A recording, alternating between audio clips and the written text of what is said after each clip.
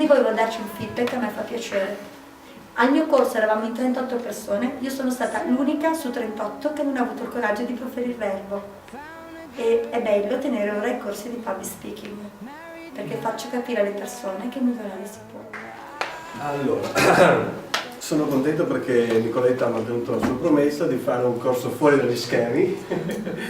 Io sono abituato a fare corsi negli schemi e quindi mi sono molto divertito, anche se il clima era un po' cupo per la stanza, però comunque io porto a casa molta positività e molto entusiasmo.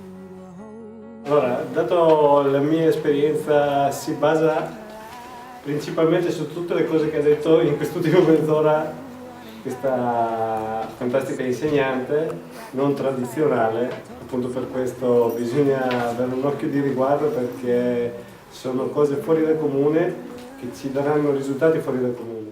La mia esperienza appunto che oltre che 25 anni di lavoro manuale è da un paio d'anni che sta seguendo la crescita personale e questo è un condensato di quello che servirà a me per diventare quello che sono, come tutti voi, una persona splendida.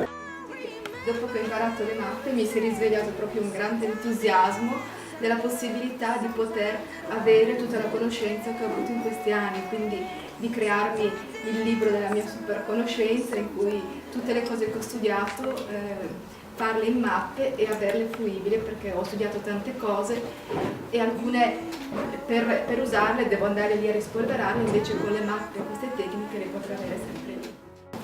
No, l'ho trovato molto interessante che anche dopo la giornata di ieri, come comunque l'esame, non mi sono sentita come di solito mi sento dopo un corso, appesantita con la voglia solo di dormire. Sono andata a casa e mi sono guardata 2 film e alle 2 non riuscivo ancora a dormire.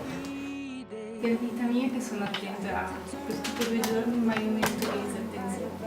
Non mi è mai capitato in vita mia.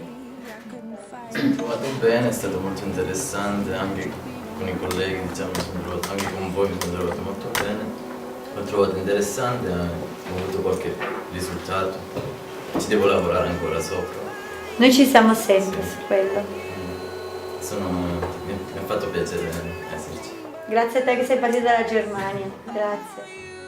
Io sono stata talmente presa dal corso che questa notte non riuscivo a dormire e continuavo a ripetere le ciambelle e mi veniva in automatico.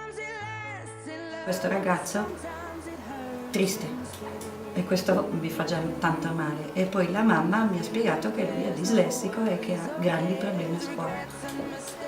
Gione, so che anche lui ha questa problematica e dico non è possibile che con un corso del genere tu mi dici che adesso non c'è più, vai dal logopedista, vai dal...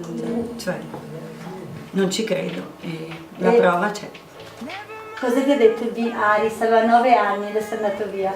9 anni. Il ragazzo cioè, fa delle mappe incredibili, legge dei libri che prima se lo sognava unicamente e oggi. Ecco, questo è il risultato.